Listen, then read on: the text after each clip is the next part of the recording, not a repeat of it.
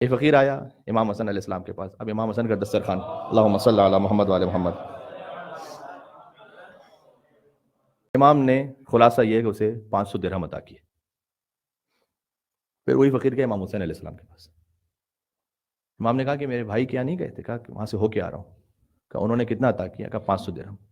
کہا میں ان کے احترام میں 490 دوں گا.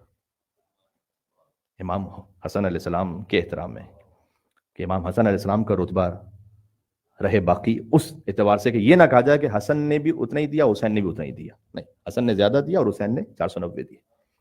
پھر گئے عبداللہ ابن جعفر طیار کے پاس. تو انہوں نے کہا کہ حسنین کریمین سے ہو کیا ہے؟ کہا کہ ایک بھائی نے 500 درہم دیے، ایک نے 490 دیے. کہا میں 480 دوں گا تاکہ ان سے کم رہوں میں. بہرحال ایک خالی مثال دی میں نے آپ کی خدمت میں.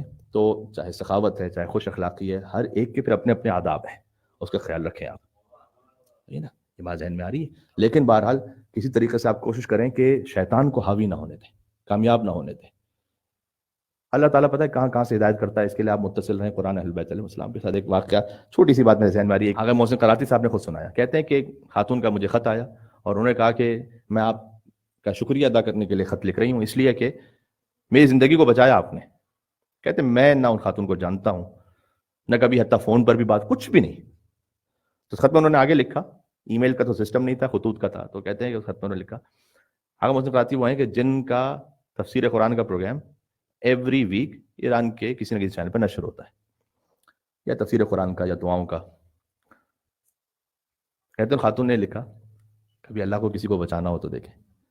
کہتے میں پورا ارادہ کر چکی تھی اپنے گھریلو معاملات کی وجہ سے، میرا شوہر بہت بد اخلاق اور کوئی اور راستہ نظر نہیں آتا تھا، شیطان مجھ پر حاوی ہو گیا اور میں سوسائڈ کرنے لگی تھی. بالکل میرا پکا ارادہ ہو گیا کہ میں نے سوسائڈ کر لینا ہے. شیطان کو ہرگز حاوی نہ ہونے دیں اپنے کسی بھی نیگیٹو تھاٹ پر.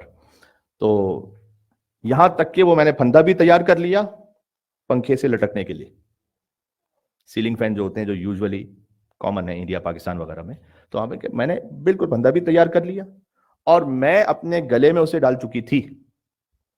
یہاں تک کہ میرے دل میں خیال آیا کہ ہو سکتا ہے کہ جیسے ہی میں اپنے آپ کو ماروں تو میری آواز چیخ و پکار بلند ہو اور آس پاس کے اطراف میں، پڑوس میں، کہیں اور سے کوئی آ جائے تو اب کیا کروں؟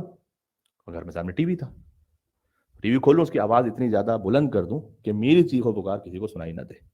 تو میں دوبارہ اتری اور میں نے ٹی وی کھولا. جیسے ہی ٹی وی کھولا تو آپ کا ایک درس آ رہا تھا، اور آپ کا جو درس آ رہا تھا اس میں آپ ایک واقعہ بیان کر رہے تھے، رینڈم واقعہ.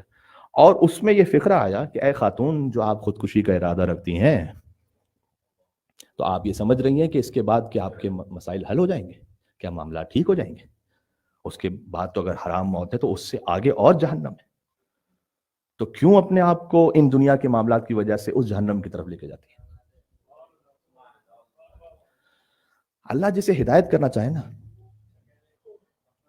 تو کہیں نہ کہیں کوئی نیکی ہوگی اس خاتون کی یا اس کے ماں باپ کی. تو جب آپ اپنے آپ کو قرآن و اہل بیت علیہ السلام سے جوڑ کر رکھتے ہیں تو اللہ کسی بھی ذریعے سے ہدایت پہنچاتا ہے. اللہ مجبور نہیں، ہم مجبور ہوتے ہیں کہ آئیں یہاں کے کوئی درس سیکھیں گے. اللہ سبحانہ و تعالیٰ کے پاس کوئی جبر نہیں ہے کہ وہ کہاں سے آپ تک ہدایت پہنچائے گا. آپ اس کے راستے پہ رہیں. بات ہے.